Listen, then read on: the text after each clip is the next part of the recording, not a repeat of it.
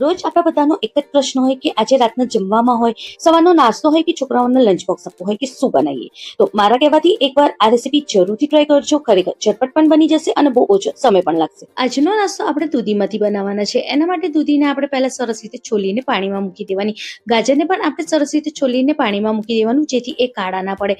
હવે આપણે કદુકસ કરવાની, છીણી લઈ લેવાની. મોટું કદુકસથી આપણે એને એકદમ સરસ મોટી છીણ કરી લેવાની છે. દૂધીની અને ગાજરની બેની મોટી છીણ કરવાની. મીઠું ઉમેરીને એને સાઈડમાં મૂકવાનું લગભગ 5 મિનિટ. 5 મિનિટ પછી એક મોટી ગળણી લેવાની, નીચે એક વાટકો મૂકવાનો ખાલી અને એક પતલું કપડું ઉપરથી મૂકીને ગાજરને અને દૂધીને બધું એની અંદર લઈ લેવાનું. હવે એની અંદર જેટલું બી પાણી હોય બધું પાણી આવી રીતે આપણે કાઢી લેવાનું છે.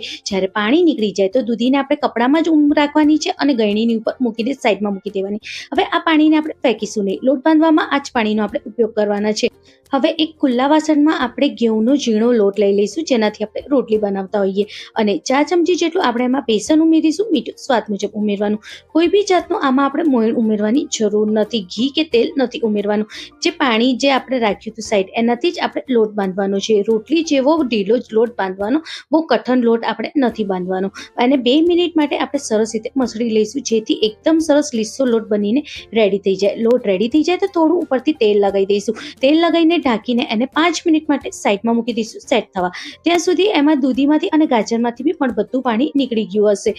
દૂધીને ગાજરને આવી રીતે ખુલ્લા મોંવાળા વાસણમાં લઈ લઈશું. હવે એની અંદર બધા બેસિક મસાલા કરવાના છે. અમચૂર પાવડર તો ખાસ કરીને ઉમેરવાનું. હવે આવી રીતે એક નાની મીડિયમ સાઇઝની મેં ડુંગળી લીધી છે. એને કંઈક આવી રીતે આપણે ઝીણી અને લાંબી સમારી દેવાની. ડુંગળી નાખવાથી જે આનો ટેસ્ટ છે બહુ જ સરસ થઈ જાય છે, અને એની અંદર એક સરસ ક્રન્ચીનેસ પણ આવે છે. થોડું આપણે ઉપરથી લીલા દાણા પણ ઉમેરી દઈશું. બધાને સરસ રીતે મિક્સ કરીને સાઈડમાં મૂકી દઈશું.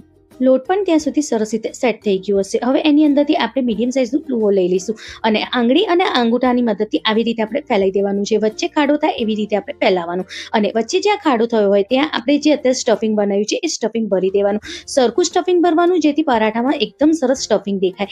હવે જેમ આપણે કચોરી બંધ કરીએ છીએ, બસ એવી જ રીતે ઉપરથી બંધ કરીને એને સરસ રીતે આપણે વણી લેવાનું છે. બહુ પતલું આપણે નથી વણવાનું. સહેજ જાડા પરોઠા રહે એવી રીતે જ વણવાનું. જે ભાગ આપણે વણી છે એને પહેલા આપણે નીચે શેકાવા મૂકવાની, અને નીચેની જે ભાગ છે એ ઉપર આવી જોઈએ. હવે આપણે ઉલટ પુલટ કરીને ઘીમાં કે તેલમાં, તમે જેમાં પરોઠા શેકવા માંગો શેકી શકો છો, પણ ઘીમાં શેકવાથી આ પરાઠાનો ટેસ્ટ બહુ જ સરસ આવે છે. બસ જ્યાં સુધી એકદમ ક્રિસ્પી થાય ત્યાં સુધી આપણે મીડિયમ ગેસ ઉપર એને શેકવાનું છે, અને આવી રીતે દબાઈને એને એકદમ ક્રિસ્પી અને ખસ્તા બને ત્યાં સુધી આપણે શેકીશું.